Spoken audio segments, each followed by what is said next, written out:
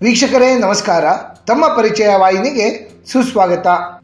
ಆತ್ಮೀಯರೇ, ನಮ್ಮ ಸನಾತನ ಹಿಂದೂ ಸಂಸ್ಕೃತಿಯಲ್ಲಿ ಪ್ರತಿಯೊಂದು ಮಾಸಕ್ಕೂ ಸಹ ಅದರದ್ದೇ ಆದಂತಹ ಪ್ರಾಧಾನ್ಯತೆ ಮತ್ತು ಪ್ರಾಮುಖ್ಯತೆ ಇದೆ. ನಮ್ಮ ಹಿಂದೂ ಸಂವತ್ಸರದಲ್ಲಿ ಬರುವಂತಹ 10ನೆಯ ತಿಂಗಳೇ ಪುಷ್ಯ ಮಾಸ. ಈ ಪುಷ್ಯ ಮಾಸದಲ್ಲಿ ಬರುವ ಹುಣ್ಣಿಮೆಯನ್ನು ಬನದ ಹುಣ್ಣಿಮೆ ಎಂದು ಕರೆಯಲಾಗುತ್ತದೆ. ಈ ಬನದ ಹುಣ್ಣಿಮೆಯನ್ನು ಬನಶಂಕರಿ ದೇವಿಯ ಜನ್ಮದಿನವಾಗಿಯೂ ಸಹ ಆಚರಿಸಲಾಗುತ್ತದೆ. ಇದೇ ಪುಷ್ಯ ಮಾಸದ ಹುಣ್ಣಿಮೆಯ ದಿನ ಅಂದರೆ ಬನದ ಪೂರ್ಣಿಮೆಯ ದಿನದಂದೇ ಮಾಘ ಸ್ನಾನ ಎನ್ನುವಂತಹ ಅತ್ಯದ್ಭುತ ಆಧ್ಯಾತ್ಮಿಕ ಆಚರಣೆ ಆರಂಭವಾಗುತ್ತದೆ. ಮಾಘ ಸ್ನಾನವು ಪುಷ್ಯ ಪೌರ್ಣಿಮೆ ಎಂದು ಪ್ರಾರಂಭವಾಗಿ ಮಾಘ ಹುಣ್ಣಿಮೆ ಅಥವಾ ಮಹಾಶಿವರಾತ್ರಿ ಎಂದು ಕೊನೆಗೊಳ್ಳುತ್ತದೆ. ಪವಿತ್ರ ನದಿ ಮತ್ತು ಜಲಮೂಲಗಳಲ್ಲಿ ಸೂರ್ಯೋದಯಕ್ಕೂ ಮುಂಚಿತವಾಗಿ ನಾವು ಮಾಡುವಂತಹ ಪುಣ್ಯ ಸ್ನಾನವೇ ಮಾಘ ಸ್ನಾನ. ಈ ಒಂದು ಆಚರಣೆ ಪಾಪಗಳನ್ನೆಲ್ಲ ತೊಡೆದು ಹಾಕಿ ಆಧ್ಯಾತ್ಮಿಕ ಶಕ್ತಿ, ಆರೋಗ್ಯ ಮತ್ತು ಸುಖ ಸಮೃದ್ಧಿಯನ್ನು ತಂದುಕೊಡುತ್ತದೆ ಎನ್ನುವಂತಹ ಅಭಿಪ್ರಾಯ ಆಸ್ತಿಕ ಮಹಾಶಯರಲ್ಲಿದೆ. ಈ ವರ್ಷ ಅಂದರೆ 2026ರಲ್ಲಿ ಮಾಘ ಸ್ನಾನವು ಜನವರಿ 3ರಂದು ಅಂದರೆ ಪುಷ್ಯ ಪೌರ್ಣಿಮೆಯ ದಿನದಂದು ಪ್ರಾರಂಭವಾಗಿ ಫೆಬ್ರವರಿ 15 ಮಹಾಶಿವರಾತ್ರಿಗೆ ಅಂತ್ಯಗೊಳ್ಳುತ್ತದೆ. ಅಂದರೆ ಪುಷ್ಯ ಹುಣ್ಣಿಮೆಯ ನಂತರ ಮಾಡುವಂತಹ ಸ್ನಾನವನ್ನು ಮಾಘ ಮಾಸದಲ್ಲಿ ಮಾಡುವಂತಹ ಮಾಘ ಸ್ನಾನದೊಂದಿಗೆ ಸೇರಿಸಲಾಗಿದೆ ಹಾಗೂ ಅಷ್ಟೇ ಪವಿತ್ರ ಎಂದು ಪರಿಗಣಿಸಲ್ಪಡುತ್ತದೆ.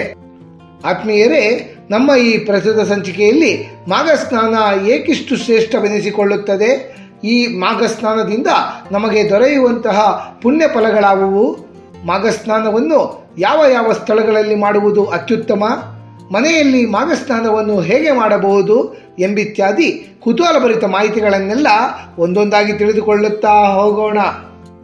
ಮಾಘ ಸ್ನಾನ ಎಂದರೇನು? ಸ್ನಾನ ಎನ್ನುವಂತಹ ಕ್ರಿಯೆ ಧಾರ್ಮಿಕವಾಗಿ ಬಹಳ ಮಹತ್ವವುಳ್ಳದ್ದು. ಸ್ನಾನದಿಂದ ಕೇವಲ ಬಾಹ್ಯ ಶುದ್ಧಿಯಲ್ಲದೆಯೇ ಅಂತರಂಗವೂ ಸಹ ಶುದ್ಧಿಗೊಳ್ಳುತ್ತದೆ. ಯಾವ ನೀರಿನಲ್ಲಿ ದೇವತೆಗಳ ವಿಶೇಷ ಸನ್ನಿಧಾನ ಇರುತ್ತದೆಯೋ ಅಂತಹ ನೀರನ್ನು ತೀರ್ಥ ಎಂದು ಕರೆಯಲಾಗುತ್ತದೆ. ಕೆಲವೊಂದು ಮಾಸಗಳಲ್ಲಿ ಪವಿತ್ರ ನದಿಗಳ ನೀರು ದೇವತೆಗಳ ವಿಶೇಷ ತೇಜಸ್ಸಿನಿಂದ ಕೂಡಿರುತ್ತದೆ. ಅಂತಹ ಮಾಸಗಳಲ್ಲಿ ಮಾಘ ಮಾಸವೂ ಸಹ ಪ್ರಮುಖವಾದದ್ದು. ಮಾಘ ಮಾಸ ಪ್ರಸ್ತುತ ನಡೆಯುತ್ತಲಿರುವ ಪುಷ್ಯ ಮಾಸದ ನಂತರ ಬರುತ್ತದೆ. 2026ರಲ್ಲಿ ಮಾಘ ಮಾಸ ಪ್ರಾರಂಭವಾಗುವುದು ಜನವರಿ 19ನೆಯ ಸೋಮವಾರದಿಂದ. ಈ ಮಾಘ ಮಾಸವು ಫೆಬ್ರವರಿ 15 ಮಹಾಶಿವರಾತ್ರಿಯ ತನಕ ಇರುತ್ತದೆ. ಈ ಮಾಘ ಮಾಸದಲ್ಲಿ ಬ್ರಹ್ಮ, ವಿಷ್ಣು, ಮಹೇಶ್ವರರು, ಆದಿತ್ಯ ಹಾಗೂ ಇತರ ಎಲ್ಲ ದೇವತೆಗಳು ವಿವಿಧ ತೀರ್ಥಕ್ಷೇತ್ರಗಳಲ್ಲಿ ಸ್ನಾನವನ್ನು ಮಾಡುತ್ತಾರೆ ಎಂದು ನಮ್ಮ ಪುರಾಣ ಶಾಸ್ತ್ರಗಳಲ್ಲಿ ಉಲ್ಲೇಖಿತವಾಗಿದೆ. ಹಾಗಾಗಿಯೇ ಮಾಘ ಮಾಸದಲ್ಲಿ ಇಡೀ ಭೂಮಂಡಲದಲ್ಲಿರುವ ಜಲಮೂಲಗಳೆಲ್ಲವೂ ಪವಿತ್ರವೆನಿಸಿಕೊಳ್ಳುತ್ತವೆ.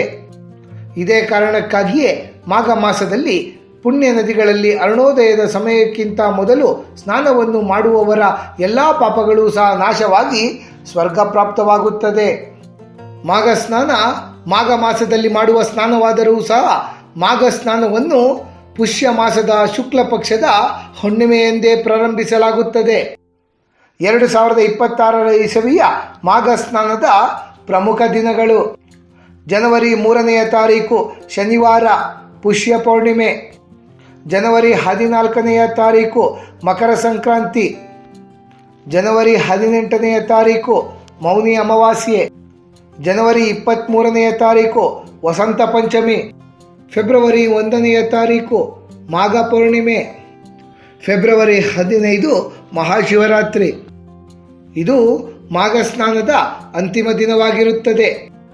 ಇವಿಷ್ಟು ಮಾಘ ಸ್ನಾನಕ್ಕೆ ಬಹಳ ಉತ್ತಮವಾದ ದಿನಗಳು. ಮಾಘ ಸ್ನಾನವನ್ನು ಎಲ್ಲೆಲ್ಲಿ ಮಾಡಿದರೆ ಶ್ರೇಷ್ಠ?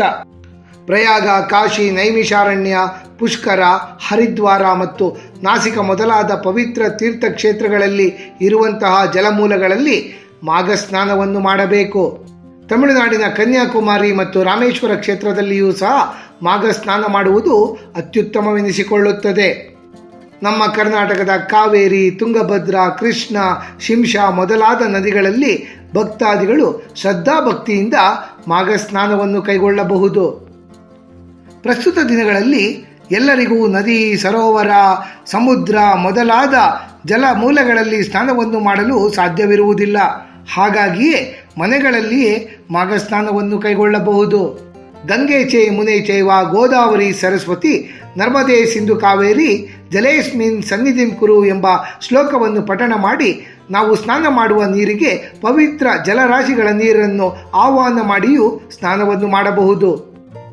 ಈ ಶ್ಲೋಕದ ತಾತ್ಪರ್ಯ ಎಲ್ಲ 7 ಪವಿತ್ರ ನದಿಗಳ ಜಲಗಳನ್ನು ನನ್ನ ಸ್ನಾನದ ನೀರಿನಲ್ಲಿ ಆಹ್ವಾನಿಸುತ್ತಿದ್ದೇನೆ ಎನ್ನುವುದಾಗಿದೆ. ಈ ಶ್ಲೋಕವನ್ನು ಪಠಣ ಮಾಡಿಕೊಂಡು ಸ್ನಾನವನ್ನು ಮಾಡಿದರೆ ಪವಿತ್ರ ನದಿಗಳಲ್ಲಿ ಸ್ನಾನ ಮಾಡಿದಷ್ಟೇ ಪುಣ್ಯ ಪ್ರಾಪ್ತವಾಗುತ್ತದೆ. ಮನೆಯಲ್ಲಿ ನೀರಿಗೆ ಗಂಗಾ ಜಲವನ್ನು ಬೆರೆಸಿಯೂ ಸಹ ಮಾಘ ಸ್ನಾನವನ್ನು ಕೈಗೊಳ್ಳಬಹುದು. ಮಾಘ ಸ್ನಾನವನ್ನು ಮಾಡುವ ಸಮಯ: ಮಾಘ ಸ್ನಾನವನ್ನು ಸೂರ್ಯೋದಯಕ್ಕೂ ಮೊದಲೇ ಮಾಡಬೇಕು. ಸೂರ್ಯೋದಯಕ್ಕೂ ಮೊದಲು ಮಾಡುವಂತಹ ಮಾಘ ಸ್ನಾನ ವ್ರತವೆನಿಸಿಕೊಳ್ಳುತ್ತದೆ. ಏಕೆಂದರೆ ಮಾಘ ಮಾಸದಲ್ಲಿ ಸೂರ್ಯೋದಯದ ಕಾಲದಲ್ಲಿ ಎಲ್ಲ ಜಲಮೂಲಗಳು ಪವಿತ್ರವಾಗಿರುತ್ತದೆ. ಸೂರ್ಯೋದಯದ ನಂತರ ಮಾಡುವಂತಹ ಸ್ನಾನ ಆಧ್ಯಾತ್ಮಿಕ ದೃಷ್ಟಿಯಿಂದ ಕಡಿಮೆ ಲಾಭದಾಯಕವಾಗಿರುತ್ತದೆ. ನಾವು ಮಾಡುವಂತಹ ಮಾಘ ಸ್ನಾನ ಬ್ರಾಹ್ಮಿ ಮುಹೂರ್ತದಲ್ಲಿ, ಅಂದರೆ ಮುಂಜಾನೆ 4ರಿಂದ 5:30 ಗಂಟೆಯವರೆಗಿನ ಸಮಯದಲ್ಲಿ ಮಾಡುವುದಾದರೆ ಎಲ್ಲ ಮಹಾಪಾಪಗಳು ಸಹ ನಿವಾರಣೆ ಮಾಡುವಂತಹ ಶಕ್ತಿ ಆ ಸ್ನಾನದಲ್ಲಿ ಅಡಕವಾಗಿರುತ್ತದೆ. ಮಾಘ ಸ್ನಾನದ ನಂತರ ಸೂರ್ಯ ದೇವರಿಗೆ ಅರ್ಘ್ಯೆಯನ್ನು ನೀಡುವುದು ಮಹತ್ತರ ಕಾರ್ಯವಾಗಿದೆ. ಅರ್ಘ್ಯವನ್ನು ನೀಡುವುದೆಂದರೆ ನಮ್ಮ ಅಂಗೈಯಲ್ಲಿ ನೀರನ್ನು ತೆಗೆದುಕೊಂಡು ಓಂ ಭಾಸ್ಕರಾಯ ವಿದ್ಮಹೇ ಮಹಾದ್ಯುತಿಕರಾಯ ಧೀಮಹಿ ತನ್ನೋ ಆದಿತ್ಯ ಪ್ರಚೋದಯಾತ್ ಎಂಬ ಸೂರ್ಯ ಗಾಯತ್ರಿ ಮಂತ್ರವನ್ನು ಪಠಣ ಮಾಡುತ್ತಾ ಸೂರ್ಯ ದೇವರಿಗೆ ನೀರನ್ನು ಅರ್ಪಣೆ ಮಾಡುವುದಾಗಿದೆ. ಮಾಘ ಸ್ನಾನವನ್ನು ಮಾಡಿದ ನಂತರ ಜಗತ್ತಿಗೆ ಬೆಳಕನ್ನು ನೀಡುವ ಸೂರ್ಯ ದೇವನಿಗೆ ಅರ್ಘ್ಯೆಯನ್ನು ನೀಡಿದರೆ ದೈಹಿಕ ಆರೋಗ್ಯ ಸುಧಾರಣೆಯಾಗುತ್ತದೆ, ಪಾಪಗಳೆಲ್ಲ ನಿವಾರಣೆಯಾಗುತ್ತವೆ, ದಾರಿದ್ರ್ಯ ದೂರವಾಗಿ ಸಂಪತ್ತು ಒದಗಿ ಬರುತ್ತದೆ ಎಂಬ ಉಲ್ಲೇಖವಿದೆ. ಮಾಘ ಸ್ನಾನದ ಪುಣ್ಯಫಲಗಳು: ಧರ್ಮಶಾಸ್ತ್ರಗಳಲ್ಲಿ ಮಾಘ ಸ್ನಾನ ವ್ಯಕ್ತಿಯನ್ನು ಘೋರ ಪಾಪಗಳಿಂದ ಶುದ್ಧೀಕರಿಸುತ್ತದೆ ಎಂದು ಉಲ್ಲೇಖಿತಗೊಂಡಿದೆ. ಯಾರೆಲ್ಲ ಮಾಘ ಸ್ನಾನವನ್ನು ಕೈಗೊಳ್ಳುತ್ತಾರೋ ಅವರು ಮಾಡಿರುವಂತಹ ಪಾಪಗಳನ್ನೆಲ್ಲವನ್ನು ಅಳಿಸಿ ಹಾಕಿ ಎಂದು ಯಮದೇವರೇ ಚಿತ್ರಗುಪ್ತರಿಗೆ ಆದೇಶವನ್ನು ನೀಡಿದ್ದಾರೆ. ವ್ರತ, ದಾನ, ತಪಸ್ಸು ಇವುಗಳೆಲ್ಲವನ್ನು ಮಾಡುವುದಕ್ಕಿಂತಲೂ ಮಾಘ ಸ್ನಾನವನ್ನು ಕೈಗೊಳ್ಳುವುದರಿಂದ ಭಗವಂತ ಶ್ರೀಹರಿ ಪ್ರಸನ್ನಗೊಳ್ಳುತ್ತಾರೆ ಎಂದು ಪದ್ಮಪುರಾಣ ಉಲ್ಲೇಖಿಸುತ್ತದೆ. ಮಾಘ ಸ್ನಾನವನ್ನು ಮಾಡುವುದರಿಂದ ಭಗವಂತ ಶ್ರೀಹರಿ ಸುಖ, ಸೌಭಾಗ್ಯ, ಧನ, ಸಂತಾನ ಮತ್ತು ಮೋಕ್ಷವನ್ನು ಪ್ರದಾನಿಸುತ್ತಾರೆ. ಪ್ರಯಾಗ ಕ್ಷೇತ್ರದಲ್ಲಿ ಗಂಗಾ, ಯಮುನಾ ಮತ್ತು ಸರಸ್ವತಿ ನದಿಗಳು ಸಂಗಮಗೊಳ್ಳುತ್ತವೆ.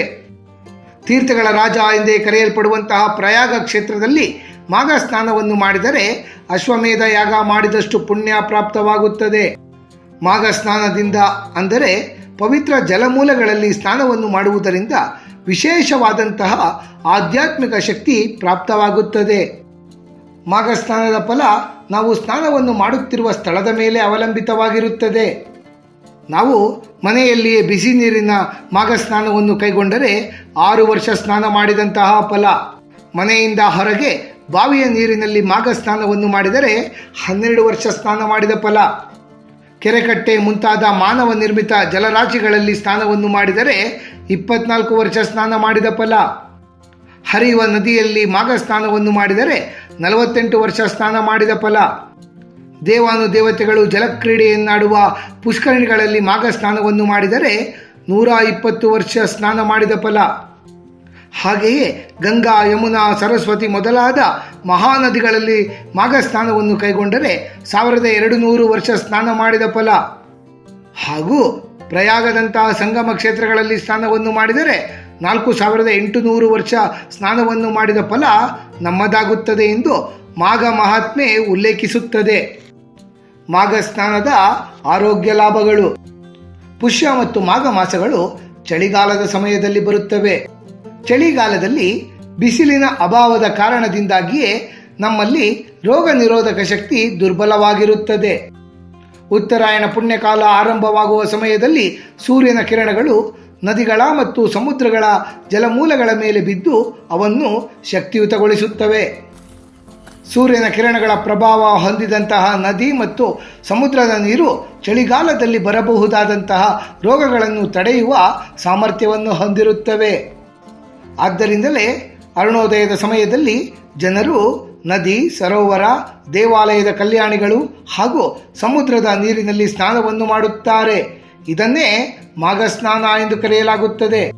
ನಮ್ಮ ಕರ್ನಾಟಕ ರಾಜ್ಯದಲ್ಲಿ ಮಾಘ ಸ್ನಾನಕ್ಕೆ ಹೆಸರುವಾಸಿಯಾಗಿರುವ ವಿಶೇಷ ಕ್ಷೇತ್ರಗಳು: ಕಾವೇರಿ, ಕಬಿನಿ ಮತ್ತು ಸ್ಫಟಿಕ ಸರೋವರಗಳ ಸಂಗಮ ಕ್ಷೇತ್ರ ಟಿ ನರಸೀಪುರ, ಮದ್ದೂರಿನ ಶಿಂಷಾ ನದಿಯ ತಟ, ನಂಜನಗೂಡು ಬಳಿಯ ಕಪಿಲಾ ಹಾಗೂ ಕೌಂಡಿನ್ಯ ನದಿಯ ಸಂಗಮ, ಮಂಡ್ಯ ಜಿಲ್ಲೆಯ ಶ್ರೀರಂಗಪಟ್ಟಣದ ಬಳಿ ಇರುವಂತಹ ಕಾವೇರಿ ನದಿಯ ತಟ, ಕಾವೇರಿ ನದಿಯ ಉಗಮ ಸ್ಥಳಗಳಾದ ತಲಕಾವೇರಿ ಮತ್ತು ಭಾಗಮಂಡಲ, ತುಂಗಾ ಮತ್ತು ಭದ್ರಾ ನದಿಗಳು ಸಂಗಮಗೊಳ್ಳುವಂತಹ ಕೂಡಲಿ ಕ್ಷೇತ್ರ, ಭೀಮಾ ಮತ್ತು ಅಮರಜಾ ನದಿಗಳ ಸಂಗಮ ಸ್ಥಳ ಗಾಣಗಾಪುರ ಕ್ಷೇತ್ರ, ಕೃಷ್ಣ ಹಾಗೂ ಮಲಪ್ರಭಾ ನದಿಗಳ ಸಂಗಮ ಸ್ಥಳ ಕೂಡಲ ಸಂಗಮ.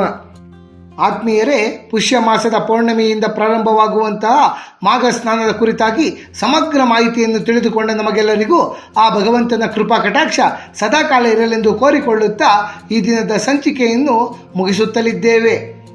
ವೀಕ್ಷಕರೇ, ನಿಮಗೆ ಈ ವಿಡಿಯೋ ಇಷ್ಟವಾಗಿದ್ದಲ್ಲಿ ಲೈಕ್ ಮಾಡಿ, ಶೇರ್ ಮಾಡಿ ಮತ್ತು ಸಬ್ಸ್ಕ್ರೈಬ್ ಮಾಡಿ ಹಾಗೂ ಬೆಲ್ ಬಟನ್ ಒತ್ತುವುದನ್ನು ಮರೆಯಬೇಡಿ.